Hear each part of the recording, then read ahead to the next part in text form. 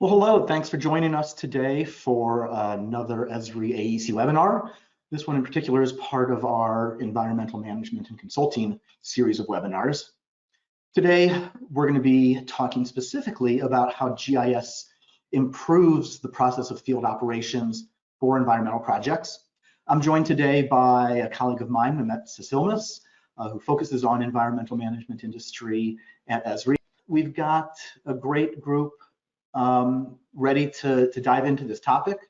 Myself and Mehmet will be moderating the conversation and facilitating your questions, getting them answered. With that, Cesar Leone and Joy Stevens, two professionals from SCS Engineers, are going to dive into the topic of using drones and ArcGIS field apps for operational efficiency at landfills. A large amount of work continues to be in the area of landfills and remediation of those afterwards. So we've got some great examples of Esri's products put to use there. Mehmet?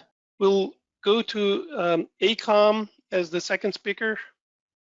So, and they'll be talking about the future forward data collection technologies. They'll share their experiences in various field apps and drone use in the field. Very interesting use cases there. So we'll hear from them. And yep. Let's start with how we started these environmental GIS webinars. So Esri, we renewed our focus in the environmental area, in the environmental consulting area, and we started listening to you, and we organized a webinar as a panel discussion. On January 19th, we organized this panel discussion webinar, invited 5 speakers from the industry to learn about the GIS trends for environmental consulting, what's going on in the industry, and identified some topics of interest. So if you missed this webinar, its event recording is available. You can watch it. And I also put together a blog post to summarize this event, and you can also read that. And in the panel discussion, we identified some topics for future topics. And the first one is actually, we're doing it today, is the field applications and drones used in environmental projects. We also have 4 more topics, from environmental data management to climate change to artificial intelligence. So we are looking for speakers. If you have good use cases in these areas, please let us know. You might be our next speaker. And today's topic is field mobility and reality capture solutions. So just to start with, why engineering and environmental companies, even government, why they need field mobility and reality capture solutions? Because they like to eliminate paper in the process. They like to have accurate and reliable data. They like to optimize efficiency in the field. They like to be efficient.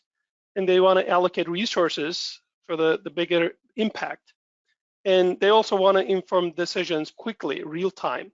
So these are the things make field mobility and reality capture attractive to engineering, environmental, and government. So using integrated field operations, having an integrated field operations help a lot there, because it starts planning in the office. So you can see what's going on, and you plan in advance, going out to the field and managing the workforce, organizing your field workforce, and then going out to the field, capturing data using specific apps, including field maps, Survey 123, and quick capture, and drones. So this field operations becoming digital helps along the way and makes life easier for the professionals. And the next slide, with the drone mapping, it usually starts with planning and capturing it. So you do some planning in the office on the computer with your desktop and the flight planning app. Then the next step will be the processing, after capturing data, imagery data, processing it in the office and analyzing it.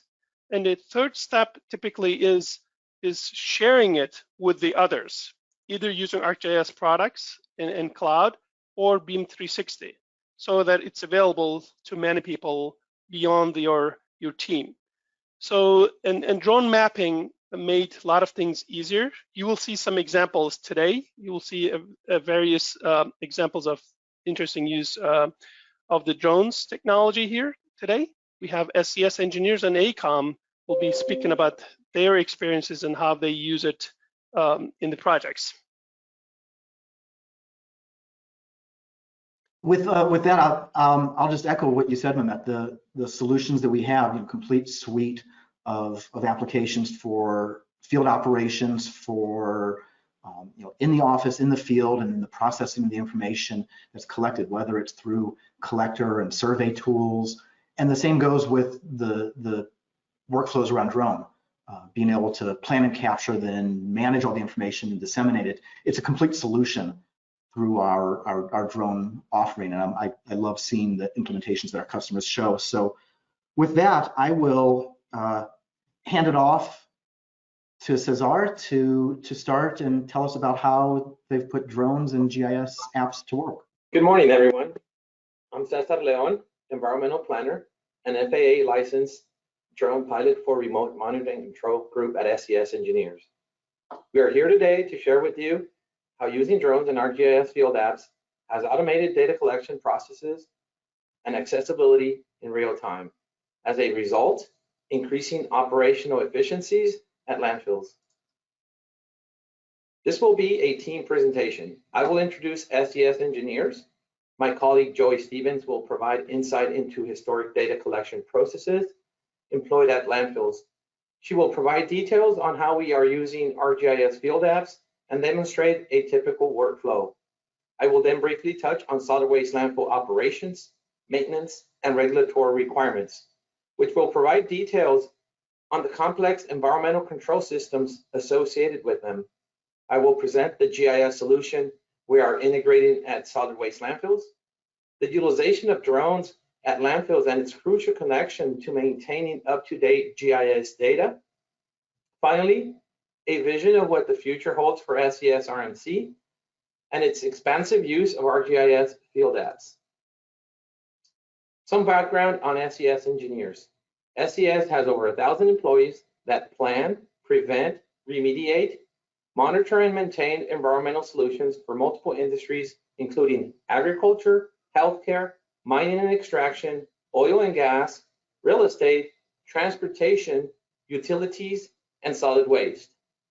SCS solid waste practice supports hundreds of landfills across the US, which include monitoring and corrective action, environmental control facilities, gas collection systems, pipelines, and liquid management. SCS has 72 offices nationwide and site office trailers at over 500 landfills. SCS Remote Monitoring Control, SCS RMC, is a unit within SCS Engineers that has been developing quality of life solutions for the solid waste industry for the last 10 years. It recently integrated ArcGIS-based solutions to enable efficient data collection, processing, analyzing, visualization, and sharing to the solid waste industry clients. We employ map-centric, spatially aware field apps. More on that shortly. Here to enlighten you with a blast from the past is Joy Stevens. Thank you, Cesar. Good morning, everyone. We'd like to just briefly show you where we started and how Esri Field Apps rescued us from a swamp of paper and pencil data. I imagine many of you can smell these images. If not, imagine a bracing combination of manure, heavy metals, sour decay, and some strong sulfurous overtones. My hands smelled for hours, even after multiple hand washings, after handling these pages. And as you can probably imagine, deciphering these scrawled notes was also pretty challenging. It's not surprising that logbooks ended up looking like this at the end of a long workday. Field techs have to gather data in difficult and often hostile conditions. Pipes, pits, long grass, biohazards, leachate seeps, slick surfaces. The image you see at the bottom left, for example, makes a terrific slip and slide in wet weather. And standing water, as you see on the bottom right, make for a challenging obstacle course. Additionally, field techs routinely handle pumps covered in questionable substances like you see on the upper right. On top of all of this, these hardworking techs are laden with printed maps, packs, logbooks, clipboards, PPE, and other equipment needed to both do their job and collect the necessary data. In an effort to organize data collection a bit better, we transitioned to spreadsheets and ongoing lists, but that still meant hours of manual and administrative labor to consolidate, transcribe, and cross-reference to make sure we were meeting our contractual obligations. Finally, a small team of 3 individuals with GIS and solid waste experience, Brooke Aumann, Chris Carver, and myself, put together a solution that streamlined data collection and allowed for the real-time display and visualization of said data. We pulled in as-built information and CAD drawings to generate a virtual representation of our pilot landfill monitoring system. After giving techs a brief crash course on Collector, which we were using at the time, and Survey 123, we set them loose with a mobile device and task-specific equipment. Using Collector or field maps to navigate the landfill completely eliminated the need for printed maps. Also, because techs collected and submitted data as they worked, we were simply able to export and download data as needed, sparing all of us hours of transcription or collation. Infographics on our dashboard let us know what was done and what remained to be done, making task assignments the next morning simple.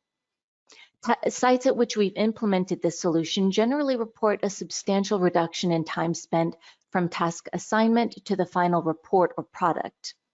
We estimate personnel spend approximately 25 to 30% less time on task completion thanks to streamlined data collection, visual tracking, and the immediate availability of that data for export or download into different formats for internal use or for client reports. We've continued to flesh out data collection and visualization over the past year, even working closely with Esri technical consultants to generate custom JavaScripts and symbology to illustrate pump movement, liquid column heights within wells, and open or watered and perforated pipes within gas extraction wells, as you see here. Finally, I'd like to take just a few moments to walk you all through a typical workflow such as a technician might undergo out in the field. We're monitoring many different elements at the site that you see on my screen here. We've got pump cycle counters, liquid levels, sumps, maintenance needs, pinched wells, carbon monoxide samples, and pump service. So let's say I'm a tech collecting liquid levels today. I've got my Android emulator here on the right, and I'm walking up to well 175.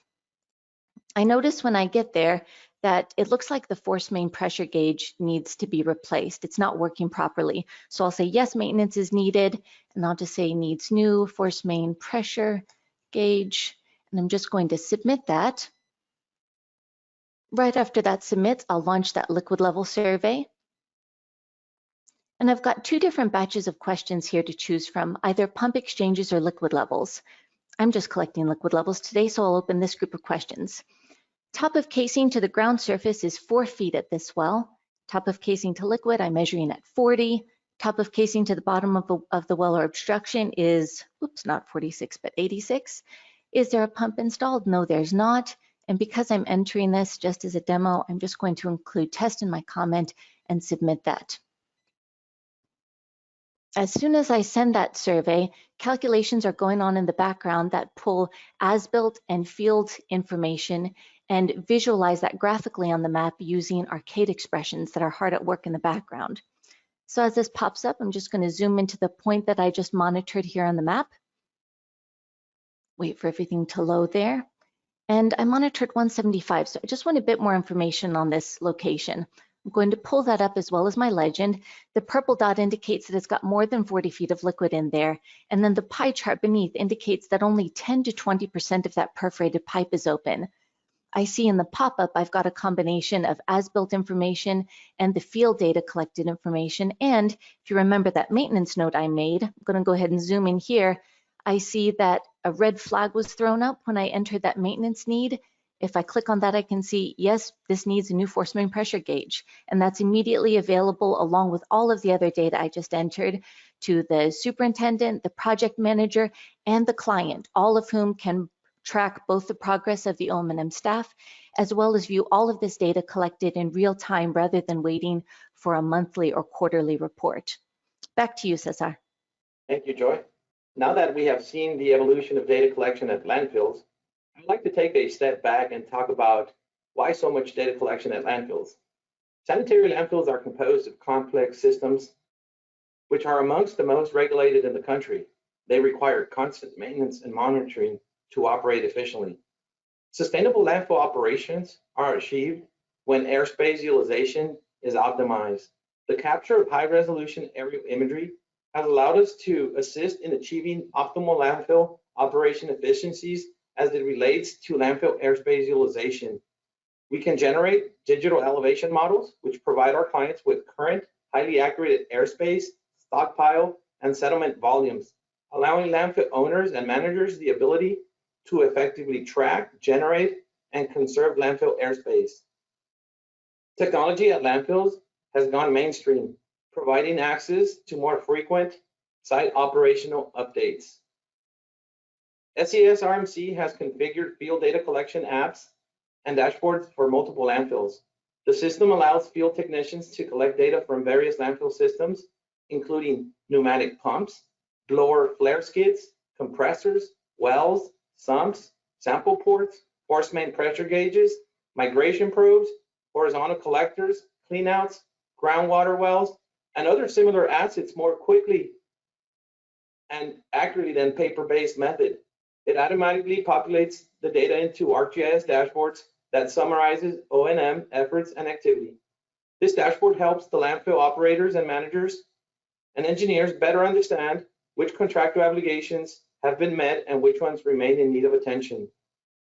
Field data collection applications and dashboards are developed using base map imagery, high-resolution aerial imagery, captured by SCS RMC drones, which makes data collection more intuitive. Environmental monitoring at landfills is a constant occurrence, being that they have to meet the requirements of multiple federal and state and local regulatory agencies. This includes the US EPA for all landfills in the US. In California, we have additional regulatory state oversight by CalRecycle, the Department of Water, Regional Water Resources Board, and Air Resources Board, and in many cases, even CAL FIRE, as many California landfills are located in high fire severity zones.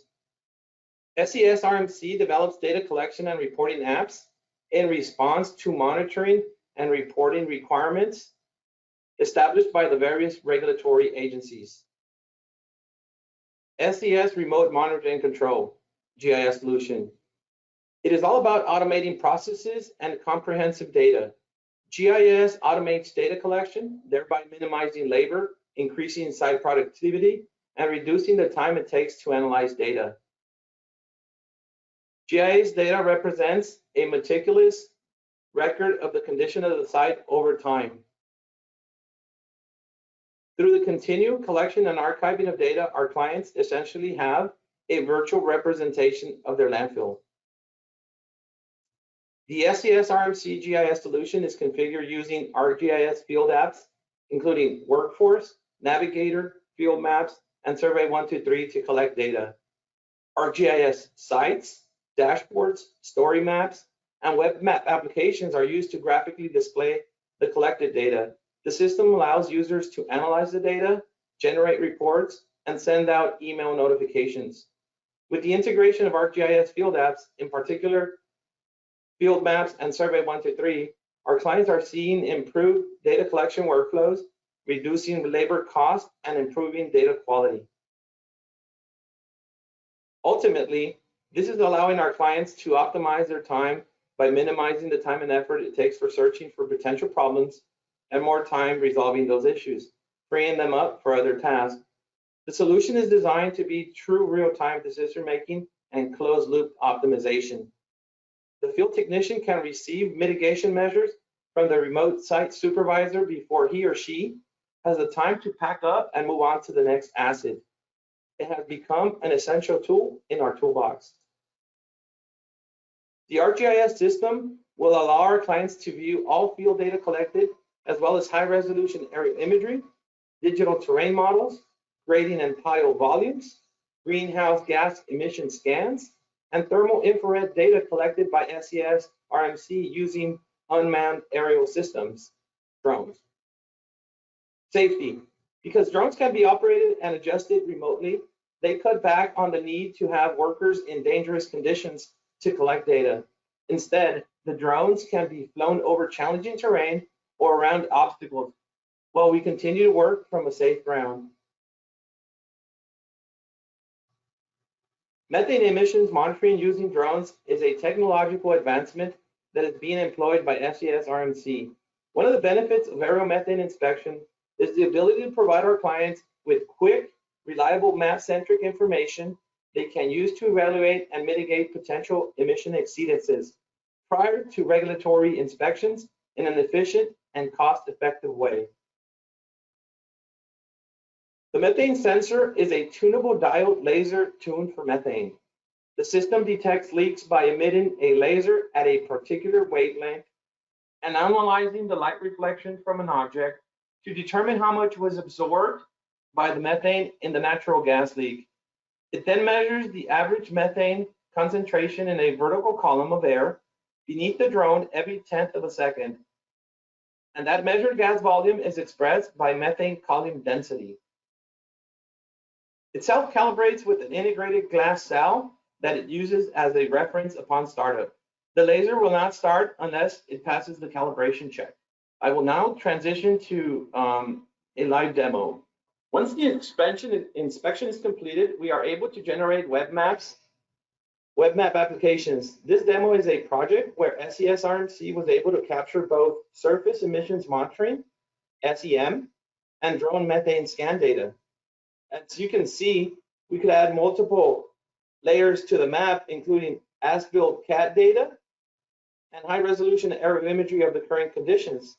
This gives our clients visual points of reference when analyzing the data. SEM and drone methane scan data layers are attached and symbolized in 2 ways.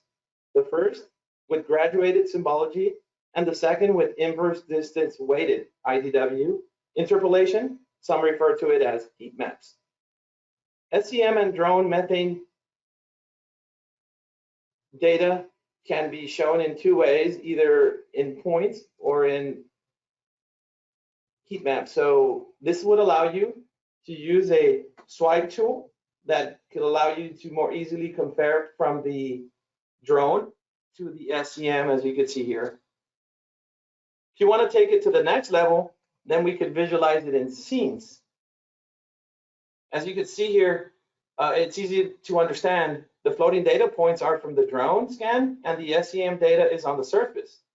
Again, the reference points, we incorporate the high-resolution orthophoto being hosted by our image server. The client can then navigate the site using preset views, as you see here, or navigate using multiple axes over areas of interest, as you see here. Finally, the ability to automatically generate weekly reports and automatically attach them to an email with multiple recipients has been game-changing. Our GIS services aren't limited to imagery, topo, and methane data. It is multifaceted. We can incorporate gas collection systems, liquid systems, asset maintenance and management, and data analysis. It really gives our clients the ability to track and analyze the evolution of their site over time.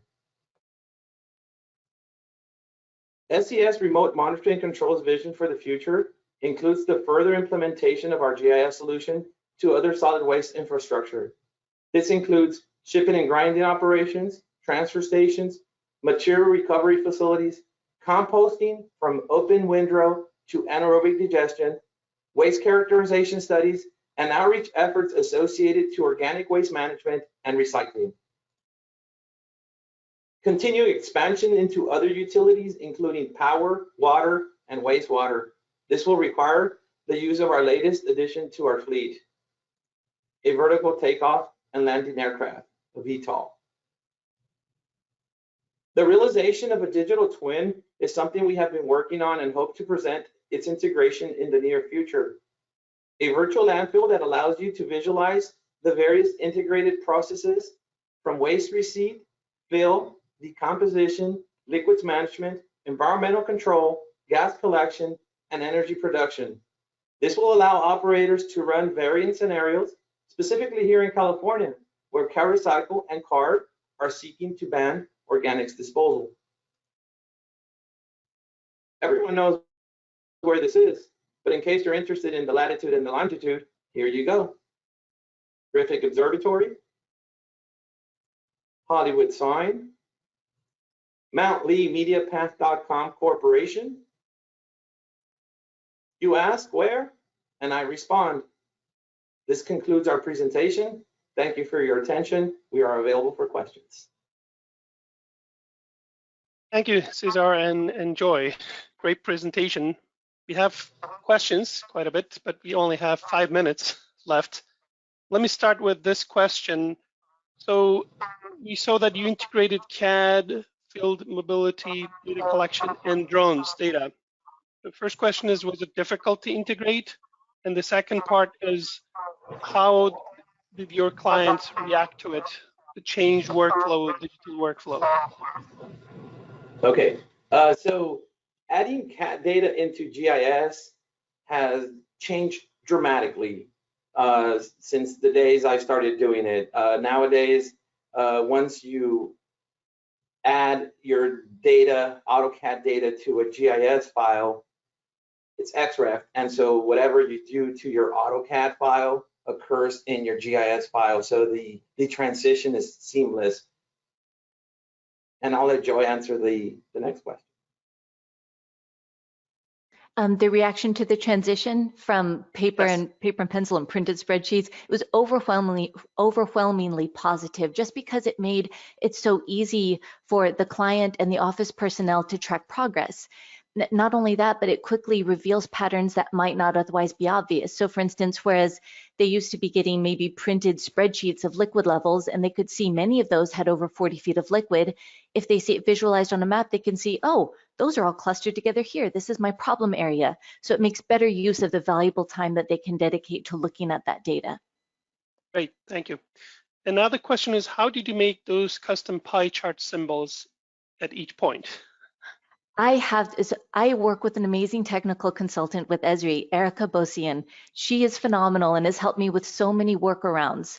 So the pie chart symbology is supported in Pro, but not supported online.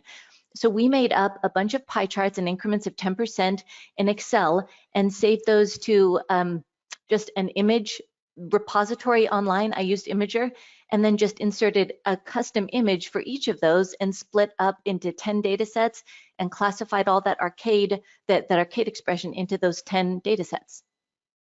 Great, thank you. And the next question is, can the collection tools be utilized, be disconnected, or cellular or Wi-Fi signal needed? I'll take that one. Yes, definitely. A lot of our data collection occurs in remote sites or sites that are located in canyons, requiring the offline connectivity. So yes. Great, thank you.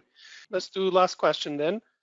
Do your clients share some of their reporting requirements digitally with EPA or local regulatory organizations? Yes, that is correct. We are currently conducting groundwater monitoring collection, and the results or the reports are included with the report that is submitted to the water board. So yes. Thank you. Thanks a lot. With that, let's transition to our next presentation. Matt, I'll let you take it away. Introduce yourselves, introduce the topic, and show us some great examples. Thank you. Thank you, Mark. Quickly, I just want to go over, so my name is Matthew Nenny. I am the Mobile Technology and UIS Manager for AECOM. I also want to introduce today Casey Talento, who's IEP Project Manager, and talk briefly about our working relationship together. I represent more of the technical side of mobile technologies and drones, and she representing the more practical side, the implementation of that, and working in tandem together to be able to provide better solutions back to internally and to our clients. Briefly want to talk about AECOM. Of the 42,000 plus employees there, 7,100 of those environmentally are in the environmental business line as part of that. And go to a couple of our specialty services to highlight today: defluoro PFAS destruction technology, toxic algae blooms remediation, as well as virtual EHS audits and due diligence assessments. And now we want to talk about EMAP, AECOM's solution to provide mobile technology built on the Esri platform. I'll hand it over to Casey. Thanks, Matt, for that introduction. Like Matt said, we work together to coordinate. I'm on the project management side. And I do want to say thank you to Mehmet and Mark for letting us have this opportunity to share this information with you guys and taking the time to really dig into what that technology space looks like for us. So here at AECOM, our environmental group supports a lot of different industries across our services, including public and private, transportation, government, energy, oil and gas, healthcare, transportation, water. So we really look at this mobile application as a flexible tool that can be scalable and kind of retrofitted to meet the demands of the task at hand. So as we go through, there's a couple different stages, and we'll touch on some of those different examples as we go through here. But it's an extremely flexible program that lends itself for some really good benefits. So next slide. I think Mehmet and Joy and Cesar had mentioned a lot of this, and we've kind of talked about that. All the benefits to having that information aggregated into a single location, and it really streamlines that communication process. In some instances here at AECOM, we're using these software platforms internally to manage our data and to support our clients. In some cases, we have turned these platforms on and allowed our clients to access them. And then in some other instances, we open it up to public. So we'll go through some of those examples, but we're really integrating the use of Survey 123, Collector, and then the new evolution of Collector fields. And Matt can give a little bit more information on that because that is still new to me. Sure. So play up what Casey was saying, really on the technical side of the equation, working with the ArcGIS Online suite of tools to be able to come up with the customized solutions that fit the project needs for that. One nice thing we found is, Casey highlighted, was the collaboration across agencies, across platforms, pulling in different feature services. Some may be static, constantly updated for that to provide a holistic solution, as well as sharing data. I like it because the way I conceptualize it, it's very porous. We have the ability to work with subcontractors, work with other agencies, work with the client, and share bits and pieces of information across multiple platforms and customize that view to each of the clients or each of the subcontractor needs.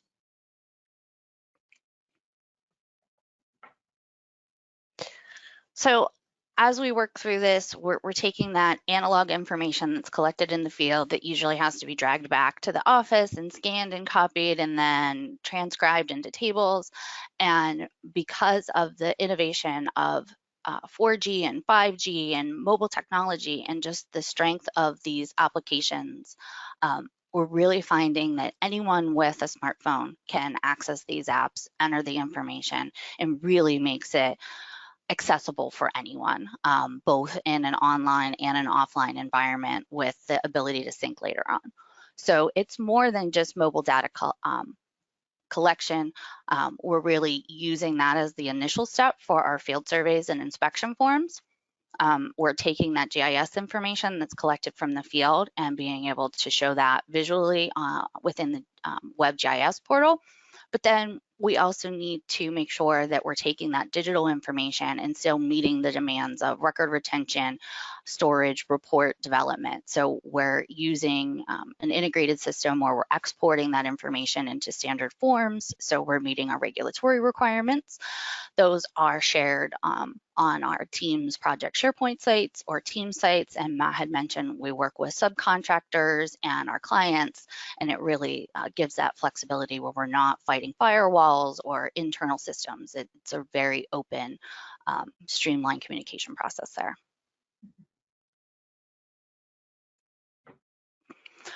So, okay, good stuff. Wetland delineation and field reporting example. This is what we're seeing on the left is the collector app, and on the right is the survey 123 forms. So in the collector app, we have some base information that's already preloaded into collector. So we're seeing NWI and NHD stream information.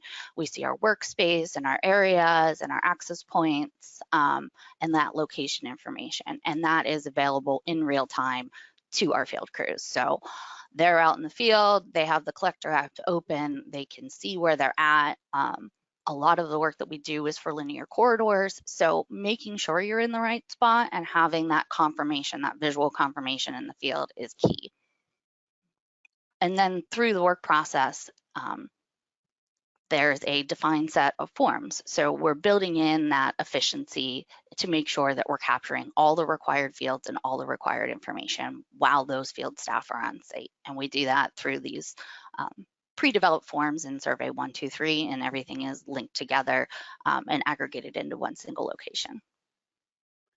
And on another note too, Casey, what we try to do is really build both sides of the equation, one for the field user to make sure they can optimize the experience, but at the same time on the back end, provide that necessary information for other decision makers in that decision-making tree as part of it. So it's really a field forward type of solution that we attempt to build here with EMAP. So this is the desktop side of that same information. So as Matt mentioned, this information is getting communicated from the collector app through to the web GIS portal, and our field teams are taking that information in as real time as it can be uploaded. So if they're in a connected environment, it's within minutes. And if they're in an offline environment, it's after they sync that data. So we're really getting that information from the field teams. So if they're out for a 5-day collection, we don't have to wait until they come back. We can have today's information today, which really helps with that decision making on our path forward and how we're going to permit and communicate with the client if there's any changes to workspace while the field teams are still in the area, and they can relook at other access points and other real benefits for that. It also gives the field team the opportunity to see the information they're collecting. Historically, we've been out with Trimble units and punching in codes and taking GPS points, but it really isn't until they get back to the office that they see what line or what poly they made. So again, it's improving the quality of the data that they are collecting when they're there. Another option that we talked about is turning this public. So this is a web-based application that was used for a siting of a substation, sorry. So this was used during a town hall and public outreach to provide that look and feel of what was going to be there visually. And it really helps tell that story and turn information that's usually on a static map more interactive. So the third component is that data analytics and dashboards. For this, we picked a remediation project and compliance tracking. So this is where we're generating the forms and aggregating all of the data that's collected in the field to really tell that full story. So in the top right, the white dashboard was designed for a remediation project where they were sampling for multiple parameters over a large area in a remote area, and to help communicate and aggregate that information, they developed this internal dashboard to kind of tell the story of what was going on, and also helped on post-processing when the lab results came back in. The bottom is the metrics for compliance inspection. So we also use this for our environmental inspection and SWIP inspections or ENS inspections in the field to track how many inspections are getting done, where our compliance issues are, and those can also be visually represented on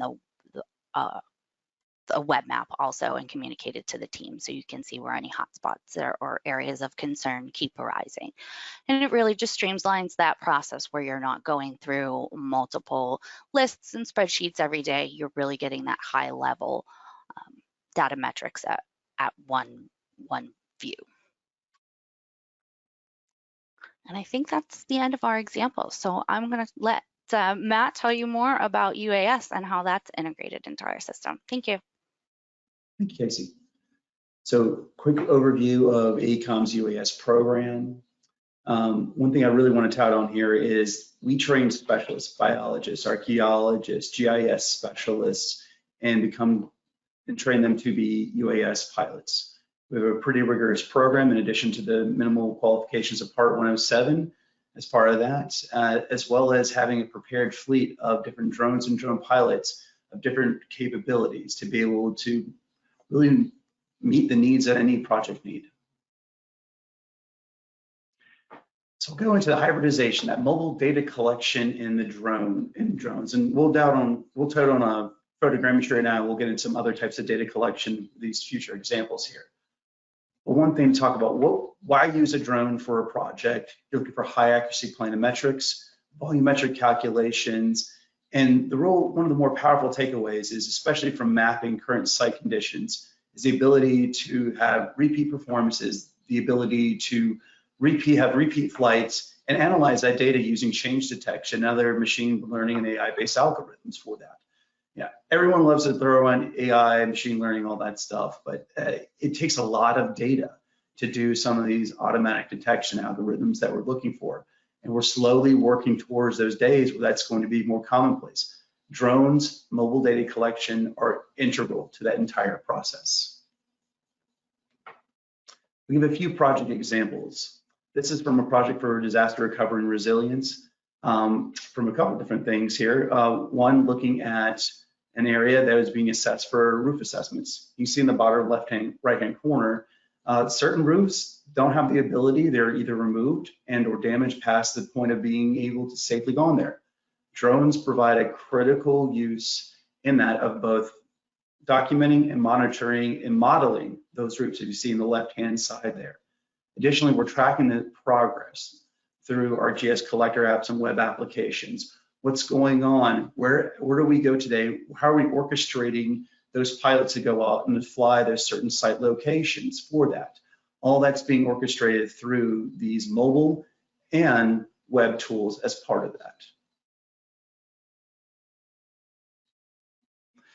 Environmental site assessments and inspections, looking at conditions pre and post storm activity, as well as looking at the volumetric calculations that can be done.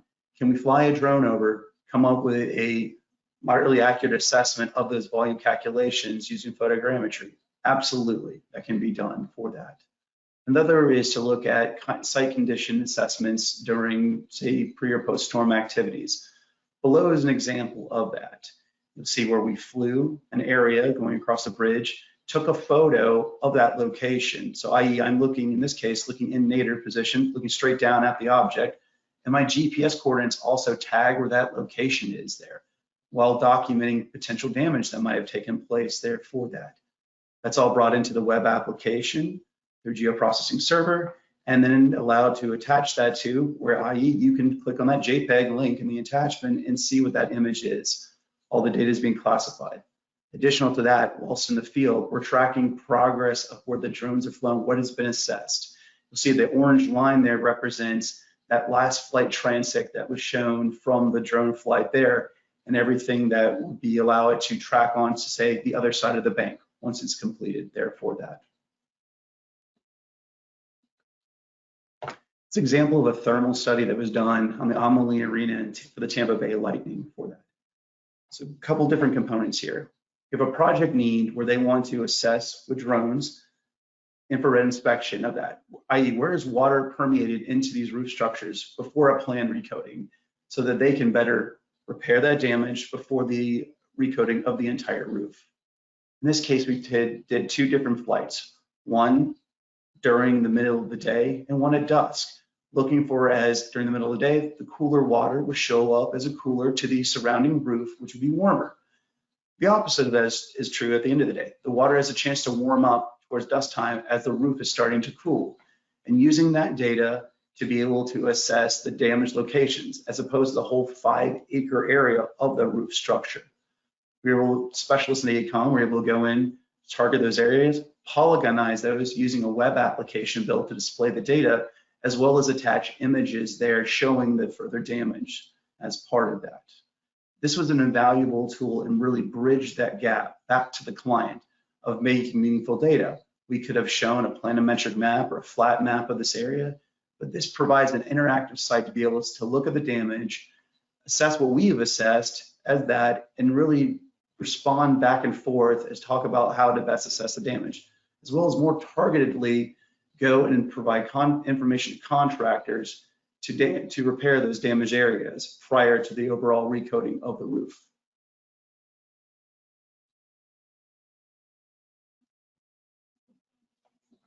Here you see a slide on large-scale environmental assessments. In this case, it's the client needs that comes from 25 plus parcels varying from 400 to 22,000 acres. This is part of an annual inspections looking at encroachment, homesteading, illegal dumping, as well as monitoring and doing that change detection of those activities. Mobile data collection was introduced in a number of different ways. Assessing ground control and recording those ground control points as part of it, determining gate access, as well as the property boundaries of the site within there, and really just to help navigate around the site. Some of these expansive units were, the north side was not accessible directly by going through the parcel. It may take 20 to 25 minutes to get there. We were able to use the mobile data collection tools for the collector to navigate from one side of the site to the other, and also to mark the spots of potential launch and recovery positions.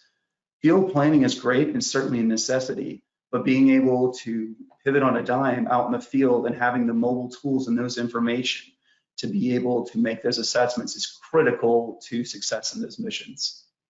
In this case, the data deliverables were an orthomosaic map, a 3D mesh, and one of the fly-through videos you're seeing here today to document that. Once again, this data being leveraged back to the client allows them to see what we were seeing as part of it, rather than putting it on a static map.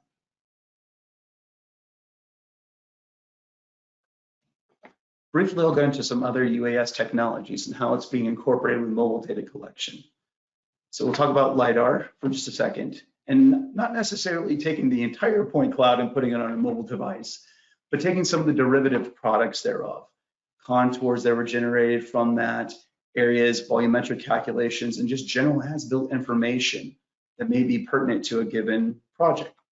Taking that, creating those products using the Esri suite of tools or AutoCAD suite of tools to be able to incorporate that and push those out to mobile applications to have that crucial data that it's necessary to make good decisions.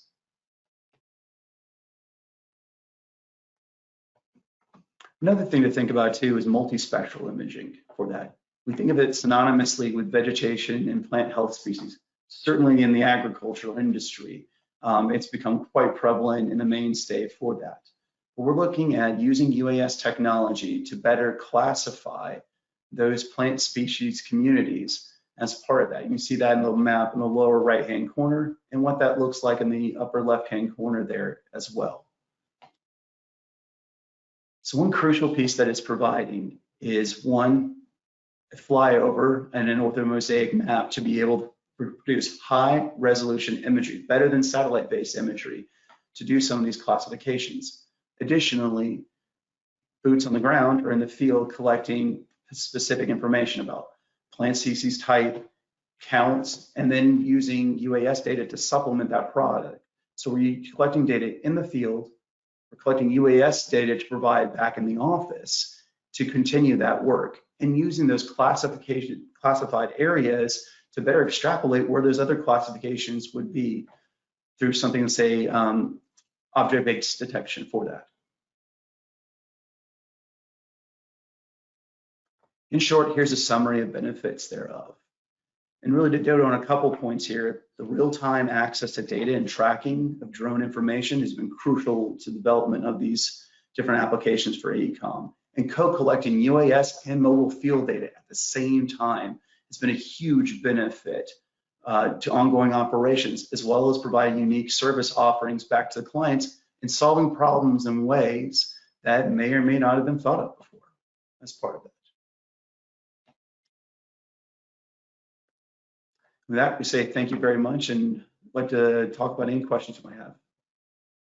Thank you. One quick question. You used field apps and drones and large assessments. I just want to ask, how was the life for you, for the professionals, before and after?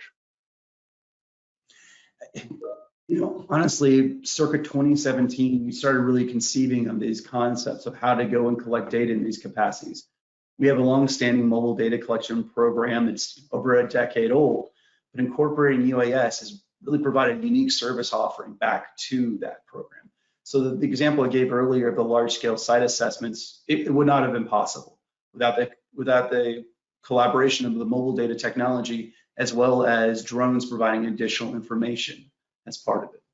Thank you. And it adds the confidence to that data that is collected also. Great, thank you. All right, let's Great, continue. Yeah, so we're going to wrap up. You know, in conclusion, I think that you saw some great content here. You saw going from paper-based processes to digital and much more productive and much more insightful capabilities. And as Matt said at the end there, we just couldn't have done these things without these technologies. These are new service offerings that were just filling a gap and making teams much more productive.